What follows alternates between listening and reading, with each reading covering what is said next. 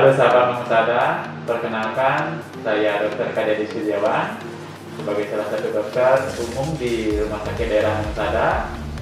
Kembali lagi di channel kita, Mengsada Channel.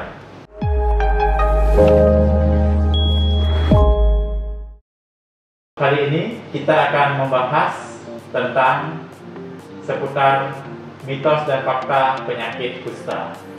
Pada hari ini kita sudah kedatangan 3 orang narasumber yang cantik-cantik, yaitu dokter spesialis kulit dan kelamin di Rumah Sakit Daerah Mengsada. Langsung saja kita sapa narasumber kita, yaitu yang pertama adalah Dr. Ana Agung Kayika Selayukti, spesialis kulit dan kelamin.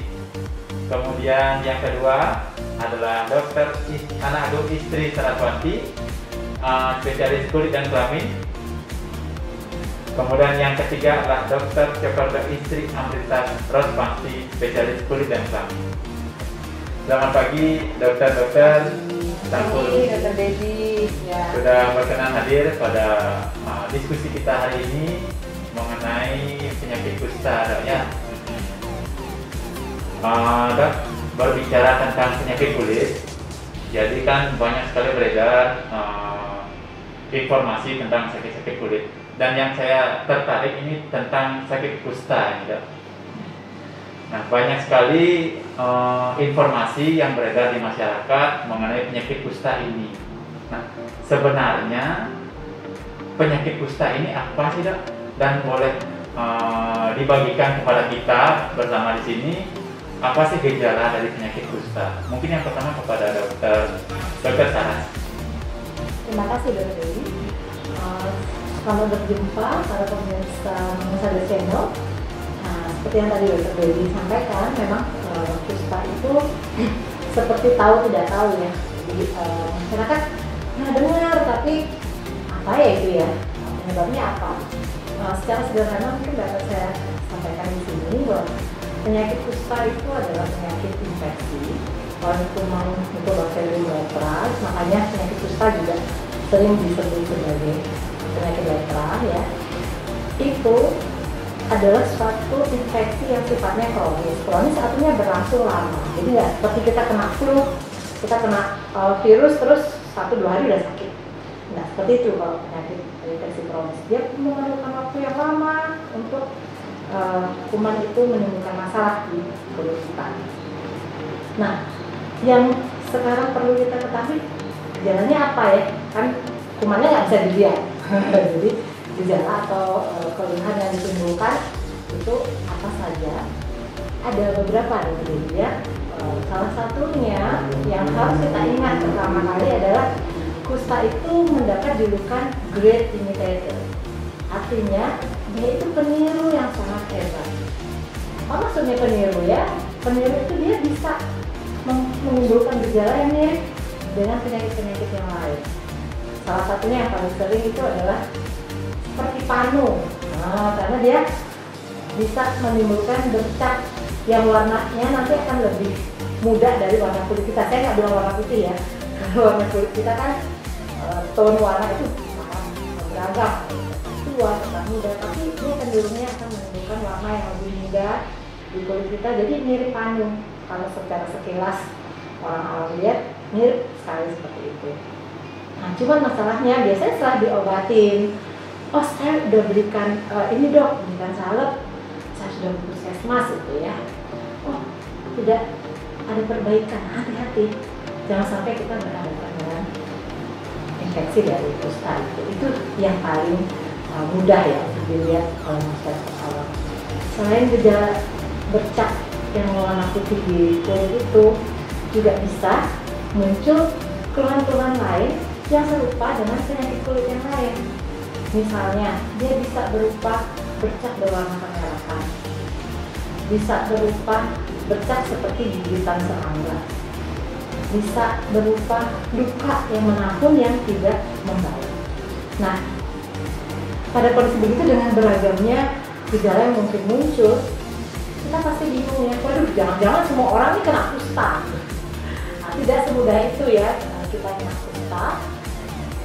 Tolong saja diingat, apabila muncul gejala-gejala seperti yang kita sebutkan di atas, mari kita memeriksakan diri Anda ke pusat pelayanan kesehatan terdekat. Salah satunya adalah puskesmas. Jadi jangan dianggap remeh. Justru di puskesmas sudah ada tenaga-tenaga terlatih yang sudah dilatih dengan baik untuk mendeteksi dini penyakit kusta. Itu baru gejala-gejala awal yang saya jelaskan tadi. Ada juga dok gejala yang lebih menakutkan bagi sebagian orang. Salah satunya adalah kecacatan yang muncul akibat infeksi yang sudah berlangsung lama yang tidak diobati. Kecacatan itu secara sederhana kita bisa bedakan menjadi dua. Biasanya adanya gangguan bentuk dari sendi-sendi, terutama yang paling sering adalah sendi tangan maupun di kaki. Jadi bentuknya tidak normal lagi ya, kita lihat dia bisa bengkok, bahkan kesulitan untuk menggerakkan. Itu hati-hati, jangan sampai itu adalah salah satu petanda kecacatan kusta. Dan yang satu lagi, yang menurut saya juga kita jangan sampai abai, adanya luka menaun. Itu sering sekali diabaikan, dikira oh iya nih lukanya memang dari dulu segitu-segitu aja dong, nggak apa-apa, nggak terasa apa juga, nggak sakit dan sebagainya. Hati-hati, jangan sampai itu adalah suatu kecacatan akibat kusta. Yang kita takutkan Dokter Debbie kalau misalnya kita tidak segera mengobati para penderita kusta ini adalah satu, dia akan menjadi sumber penularan buat lingkungannya, ya. Kadang-kadang kan ada tuh yang berpendapat, aduh dok, udah tua ini mau diobatin juga segini-segini aja. Nah jangan begitu, karena pengobatan itu tidak hanya memikirkan dampak untuk pasiennya, tapi juga untuk lingkungan. Apalagi kalau ternyata lingkungan tinggalnya adalah keluarga besar yang ada banyak jumlah anggotanya dengan berbagai rentang usia, ya itu hati-hati. Jadi memang penting untuk kita tahu gejala-gejala yang tadi saya sebutkan. Jadi pokoknya kalau kita ada curiga nih kelainan kulit nggak sembuh-sembuh, nah, karena ingat ya tadi kan kronis ya, nggak sembuh-sembuh, udah berobat ke puskesmas, sudah berobat ke dokter umum, belum membaik, ayo periksakan kembali. Nah kalau perlu kita tanya, mungkin nggak saya kusta ya dok? Ya bisa aja kan. Nanti dokternya akan berpikir, oh iya ini mungkin udah lama, akan berpikir untuk melakukan pemeriksaan lebih lanjut yang nanti tentunya akan dibantu ya pasien, karena sampai saat ini program nasional kusta itu pelayanannya semua tercover oleh dana jaminan kesehatan. Demikian ya. Oh, berarti seperti yang sudah di dokter jelaskan tadi bahwa banyak sekali gejala-gejala dari kusta itu ya. Ya. Jadi bahkan bisa menyerupai dengan penyakit-penyakit lainnya. Ya. Ya. Betul. Tetapi patut diwaspadai jika seandainya ada kecacatan atau gejala-gejala yang kronis yang tidak sembuh-sembuh. Jadi mungkin bisa dikonsultasikan ke dokter terdekat atau langsung ke dokter spesialis kulit. Siapa tahu itu merupakan salah satu gejala dari penyakit kusta itu sendiri ya. Kemudian selain gejala, banyak sekali ada mitos dan fakta dari kusta itu sendiri. Ya, beragam yang belum tentu kebenaran. Nah, yang pertama itu pernah saya dengar bahwa kusta itu disebut dengan penyakit kutukan. Bagaimana tanggapan dokter mengenai kusta sebagai penyakit kutukan? Mungkin ada lagi bisa bilang. Ya, terima kasih Dokter Debbie dan selamat pagi semuanya. Penyakit kusta ya sering sekali disebut dengan kusta atau lepra. Sebetulnya kita sudah mengubah stigma-stigma itu dengan mengganti siapa nama penemunya dalam morbus Hansen. Kita sekarang menyebutnya sebagai penyakit morbus Hansen atau MH. Sebetulnya itu untuk mengubah stigma yang sangat banyak di masyarakat tentang MH ini sendiri. Salah satunya itu penyakit karena keturunan ya, karena kutukan ya. Ya. Jadi sebetulnya kalau kita bicara tentang kutukan itu seolah-olah seperti nasib sial yang dialami seseorang ya. Nasib sial, kemudian seseorang tersebut menjadi sakit, dikucilkan oleh masyarakat, kemudian menyebarkan dengan cepat ke saudara-saudaranya, kemudian timbul cacat-cacat yang aneh-aneh ya. Itu mungkin yang menyebabkan masyarakat mengatakan bahwa ini dikutuk nih. Jadi mungkin oleh sesuatu yang supranatural, sesuatu yang di luar dari logika kita gitu ya. Itu mungkin dulu ya. Jadi sekarang kita zaman sudah milenial. Zaman dimana sudah kita mencari informasi sudah sedemikian banyaknya. Alangkah baiknya kalau kita tahu bahwa penyakit kusta ini sudah jelas. Penyakit MH ini sudah jelas ada. Jadi ada penyebabnya karena bakteri seperti disampaikan Dr. Saras. Kemudian juga perjalanan penyakitnya sudah jelas, memakan waktu dari 5 tahun sampai 20, bahkan ada yang 40 tahun pun dia bisa akhirnya mengidap penyakit kusta atau lepra ini. Kemudian yang terakhir adalah terapinya. Terapi itu sudah ada. Jadi dari mana kita mengatakan bahwa itu penyakit kutukan? Ini nggak ada ini ya. Tidak ada landasan. Iya, kenapa kita mengatakan bahwa lepra itu sebagai penyakit kutukan? Nggak ada. Jadi sudah jelas semuanya, ya. Mungkin itu yang harus diatur ya, biar masyarakat itu tidak memberi stigma yang sangat negatif pada penderita kusta tersebut. Gitu dong. Kemudian tadi sempat dikatakan oleh Dokter Sarah, jadi memang ada beberapa gejala dari kusta itu, salah satunya adalah perubahan warna kulit. Perubahan warna kulit dari si penderita itu. Nah, sering sekali kita dapatkan di masyarakat banyak sekali yang mengeluhkan bercak kemerahan dari pasien. Nah, apakah semua bercak kemerahan itu bisa dikategorikan penyakit kusta ya? Iya, begini dokter ya. Jadi saya sudah sering menangani pasien-pasien ya kita di poliklinik, di praktek. Jadi setiap pasien yang kemerahan dia selalu bilang, dok jangan-jangan ini kusta dok. Ini kusta yang disebut kusta ya dok. Jadi mereka tuh sudah stigma negatif sekali terhadap kusta sehingga setiap anaknya, adiknya atau siapapun yang kemerahan pada kulitnya langsung dia bilang oh ini kusta nih dok. Sebenarnya stigma itu hilangkan. Jadi tidak ada kusta itu seperti yang disampaikan Dokter Saras itu banyak hal yang harus kita lakukan. Selain kemerahan juga dia mati rasa. Selain dia berwarna putih dia juga mati rasa. Itu yang harus dipahami. Sehingga kalau misalnya merah doang, merah saja gitu ya. Jadi jangan kita anggap bahwa anak kita kusta. Itu stigma yang sangat buruk. Ya, jadi jangan sampai kita menyalahartikan bahwa kemerahan itu adalah pasti kusta karena banyak pemeriksaan lain. Jadi dokter akan dari melihat mungkin dari penampakannya kita sudah tahu. Kemudian dari peninggian pinggirannya, kemudian merahnya kapan terjadi, lokasinya di mana, itu sangat banyak yang menentukan bahwa seseorang itu menderita penyakit lepra atau kusta. Jadi tidak ada itu tidak benar. Merah itu pasti kusta, tidak benar ya. Penyakit kusta belum tentu belum bisa kita katakan penyakit kusta seandainya cuma merah saja. Iya, ya. Karena ada putih, ada warna kehitaman sesuai dengan warna kulit kita. Kemudian ada lagi yang mengatakan bahwa kalau seseorang terkena sakit kusta itu bisa menyebabkan putus pada tangan dan kakinya dok. Iya. Bagaimana dengan Pak Dokter tentang hal itu dok? Iya, jadi pemirsa semuanya ya, jadi ini penting bagi kita untuk memahami bahwa penyakit kusta ini adalah suatu penyakit yang sifatnya menahun atau kronis. Jadi kecacatan yang mungkin akan terjadi itu bisa, akan tetapi kita dari awal kalau kita menemukan suatu kasus kusta itu semua hal tersebut tidak akan terjadi ya. Kenapa pasien tersebut menjadi putus tangannya, kemudian menjadi cacat seumur hidup? Itu sebetulnya kesalahan awal. Jadi ketika pasien tersebut pada awalnya itu tidak ditangani dengan baik, jadi dia akan merusak saraf. Jadi saraf yang terkena bisa motorik itu adalah yang menggerakkan. Ya kalau misalnya tangan motorik itu tidak digerakkan dalam waktu lama, artinya akan terjadi seperti kiting gitu ya, jadi kaku ya, nah seperti ini mungkin ya, itu yang dianggap mengerikan.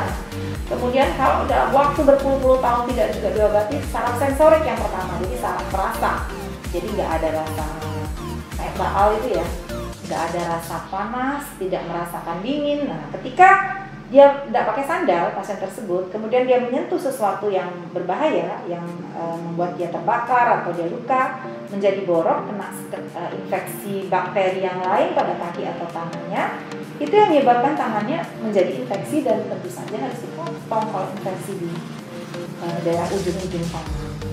seperti itu rasanya ya. Jadi sebetulnya bisa dikatakan itu bisa terjadi kalau misalnya dalam waktu yang lama, tapi tidak benar setiap orang menderita lepra pasti tangannya terpotong, ya tidak benar. Berarti bisa dikatakan bahwa seseorang yang penderita kusta itu belum tentu mengalami putus pada tangan dan ya, karena kesalahan kita yang dari awal tidak melakukan pengobatan gitu ya. Iya. Kemudian ada lagi satu dokter mitos mengatakan, ada yang informasi yang mengatakan bahwa ada disebut dengan kusta daun maksudnya, kusta daun dan kusta bunga. Kusta bunga ya? Iya. Orang Bali bilang kusta bunga ya, kan kusta bunga. Ya, apakah memang ada pengklasifikasian seperti itu atau tidak? Coba mungkin bisa dijelaskan. Iya, ini penting ya, karena banyak sekali kita mendengar bahwa ini kusta bunga, kusta. Jadi semua penyakit itu dibilang kusta gitu ya. Oke, baik.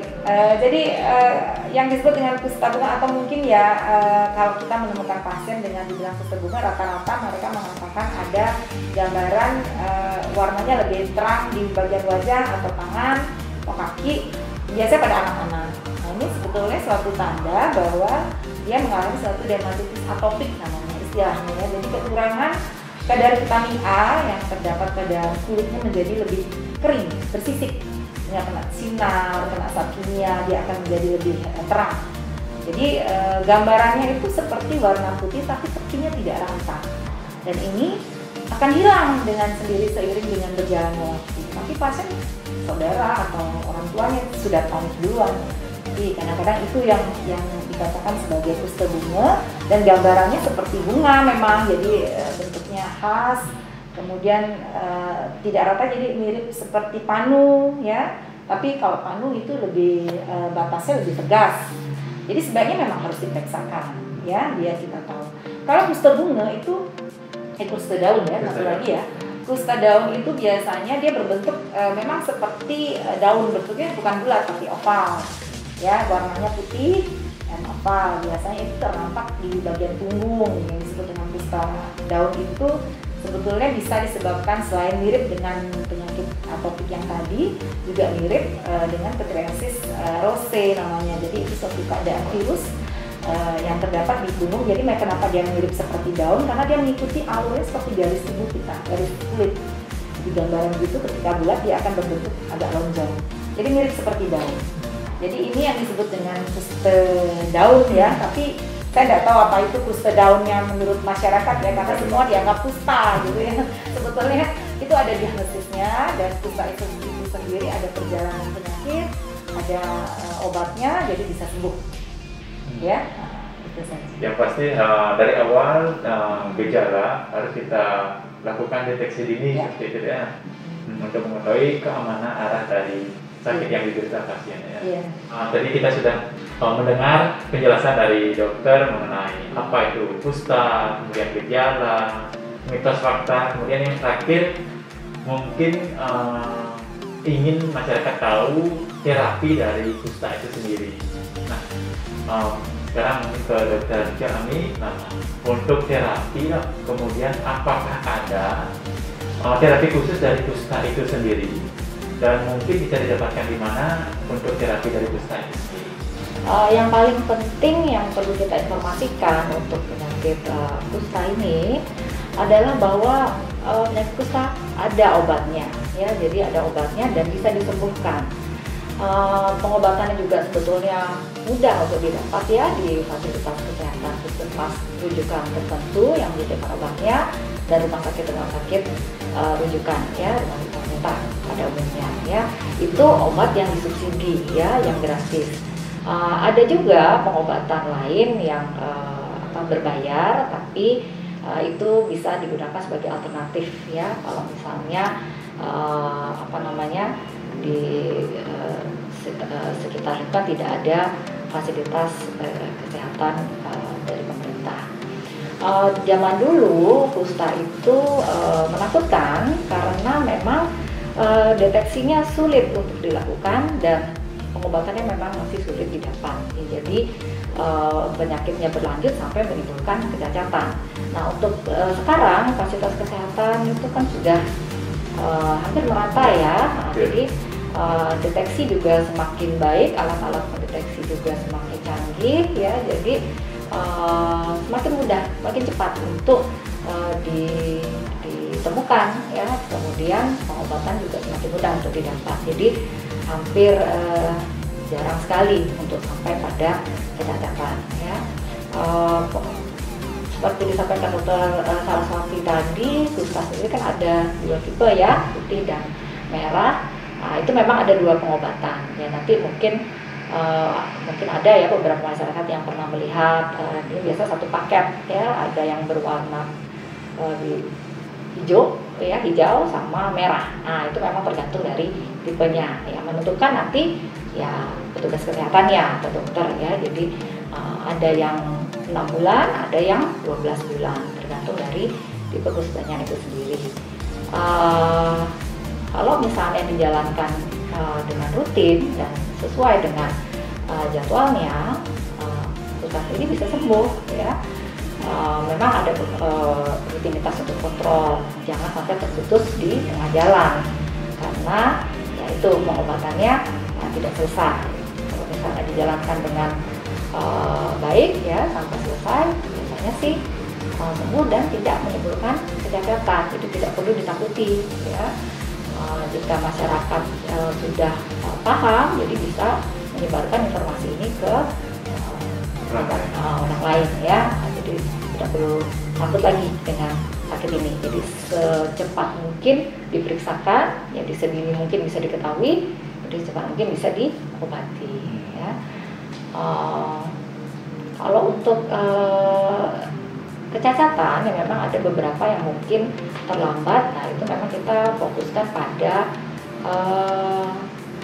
kualitas hidup ya. Jadi agar pasien paham ya untuk merawat dirinya.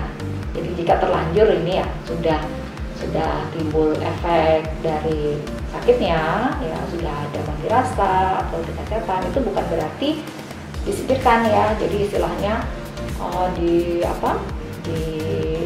isolir dan sebagainya itu sudah tidak perlu lagi dilakukan. Jika sudah pengobatan sudah benar, sudah tidak menular, pasien biasanya harus dibantu untuk rehabilitasi, untuk mempertahankan kualitas hidupnya. Jadi bagaimana mereka merawat lukanya ya, terus kemudian kalau memang ada mati rasa ya tidak bisa kembali ya. Jadi bagaimana mereka harus membersihkan setiap hari agar tidak berlanjut ya, jadi kecacatan. Nah, itu juga penting. Biasanya nanti akan ada informasi dari hasil kesehatan ini tadi ya. Mungkin masih ke arah sana, nanti biasanya sih di fase kesehatan akan dijelaskan lebih lanjut sesuai dengan kondisi dari pasiennya ya. Berarti dari terapinya memang ada ya? Ada. Dan bisa disembuhkan? Bisa. Kemudian untuk bagi pengguna jaminan kesehatan, untuk terapi dan pengobatannya gratis ya, gratis ya dari pemerintah. Jadi tidak perlu untuk khawatir ya. Untuk masalah dana harusnya sih tidak perlu khawatir ya, untuk penderita dari kusta itu sendiri.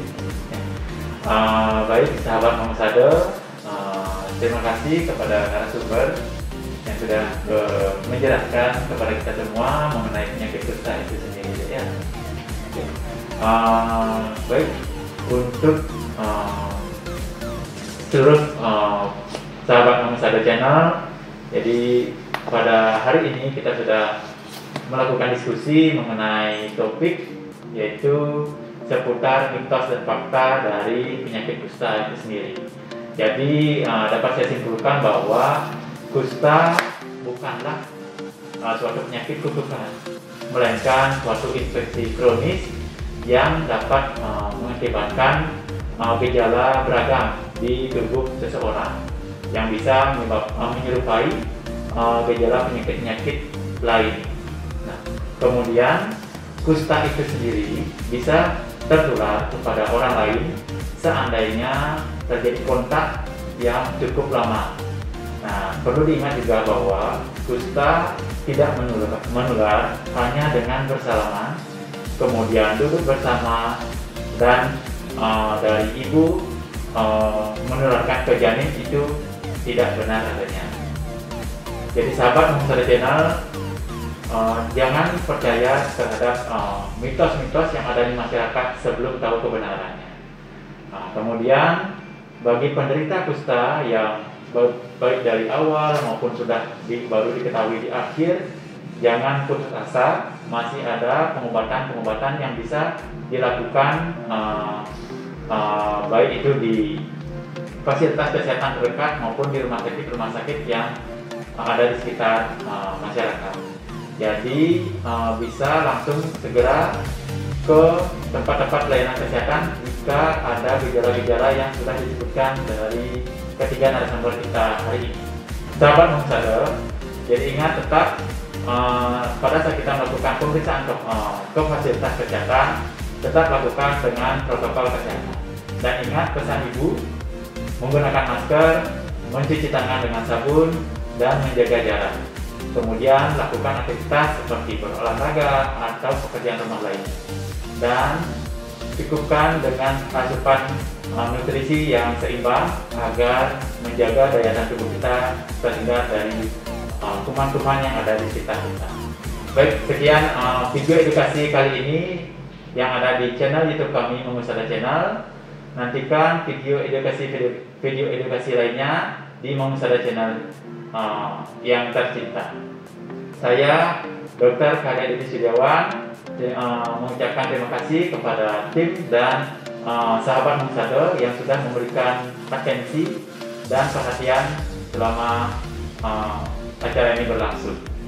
Akhir kata, saya ucapkan terima kasih dan jangan lupa like, subscribe, and share video dari Mengusada Channel yang ada di channel YouTube ini. Terima kasih. Om Santi Santi Santi Om. Sampai jumpa.